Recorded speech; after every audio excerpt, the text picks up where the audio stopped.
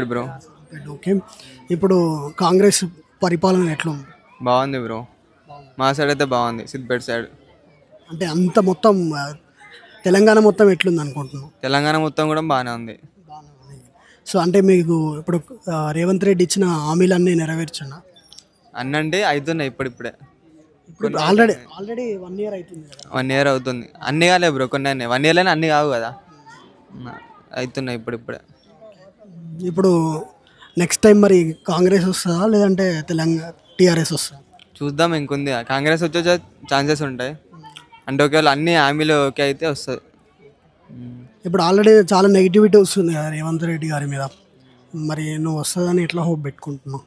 Negativity అంటే వస్తుంది bro, Hyderabad అట్లా వస్తుంది అంతే. కానీ ఓకే, అంటే టీఆర్ఎస్ వచ్చే అవకాశం లేదా? మరి కాంగ్రెస్ కాబట్టి కాంగ్రెస్కే సపోర్ట్ చేస్తాం. చెప్పలేం, 50-50గా. ఒకవేళ కాంగ్రెస్ అన్నీ చేసింది అనుకో, కాంగ్రెస్ వస్తుంది. సో ఇప్పుడు కవితక్క కొత్త పార్టీ పెట్టింది కదా. సో దాని మీద బీఆర్ఎస్కే సపోర్ట్ ఇస్తుంది కదా.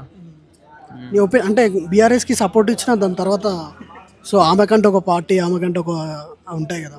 అదే ఎంత పెట్టినా వాళ్ళకే సపోర్ట్ ఉంటుంది. చెప్పింది ఆల్రెడీ ప్రెస్ మీట్లో కూడా.